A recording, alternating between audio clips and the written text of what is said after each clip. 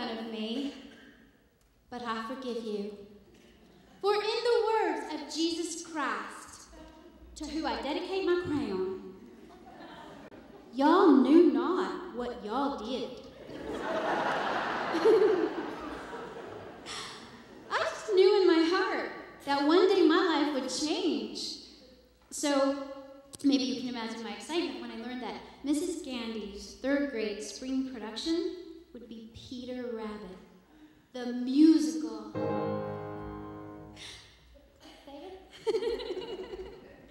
I figured I was a shoo-in for Flopsy, and my fallback position was Mopsy. But at the very least, there was this whole big garden full of flowers, and I could just see me as a big, languid, droopy iris, or, perky little daisy, or sophisticated, chain-smoking chrysanthemum.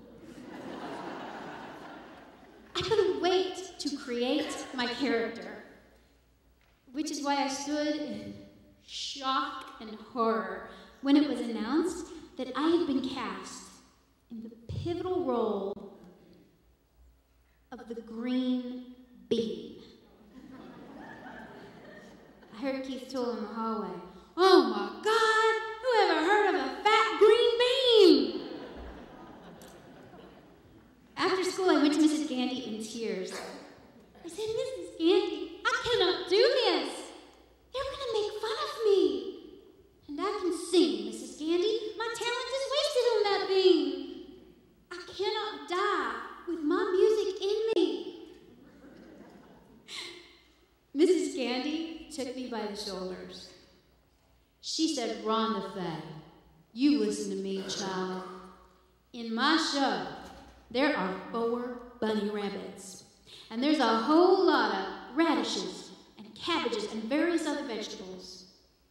But there is one green bean. And you are that bean."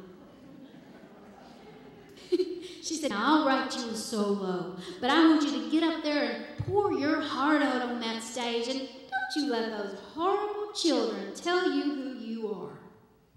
You get up there and show them who you are."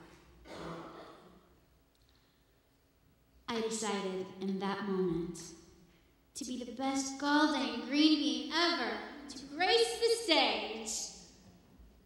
But what to do about the hideous green bean costume?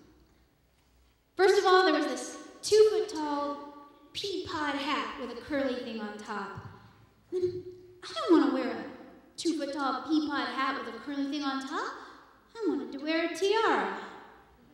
So I stapled my glittered-up Burger King crown to the pea pod hat. And I just happened to have it with me today.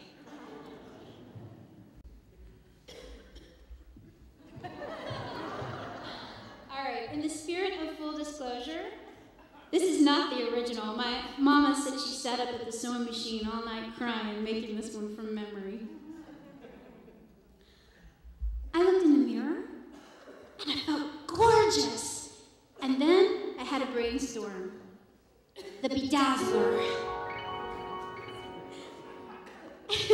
I usually have to explain this to audiences up north. I think y'all might know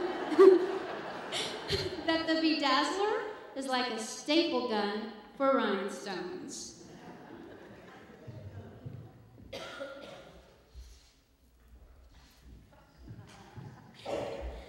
And I bedazzled my costume within an inch of its life.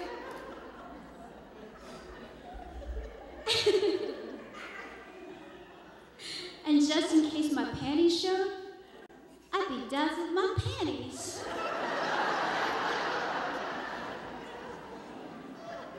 And on opening night, I looked in the mirror and I felt so beautiful. Until I got backstage, where I saw Betty Renee Boyd and Michelle Swinford in their soft pink Flopsy and Mopsy costumes, and there was Keith Toole in his Farmer McGregor drag looking as menacing as ever, and I thought, what have I done?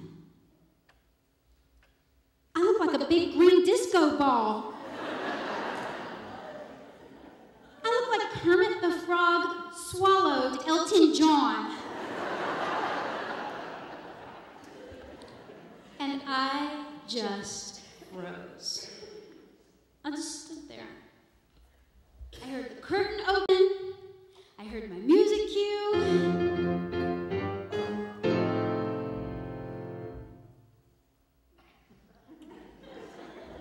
I heard Mrs. Gandy backstage whispering, "Rhonda Faye, go, go." I just couldn't do it.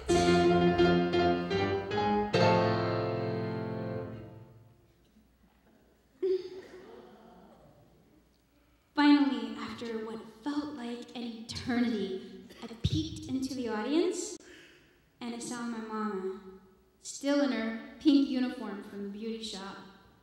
And there was my daddy, looking real nervous. But he gave me this thumbs up and a smile that said, "You'll be okay. You'll be great." And I just knew in my heart that he was wrong. But then I saw them. Miss Helen, Miss Noba, Miss Neva, Miss Fane, even Miss Vader. They all came out to see me do a show because they loved me exactly the way I was, and I couldn't let them down. So I took a deep breath and I started to sing. And the song I sang that night is still real close to my heart because it's sort of become a theme for my whole life.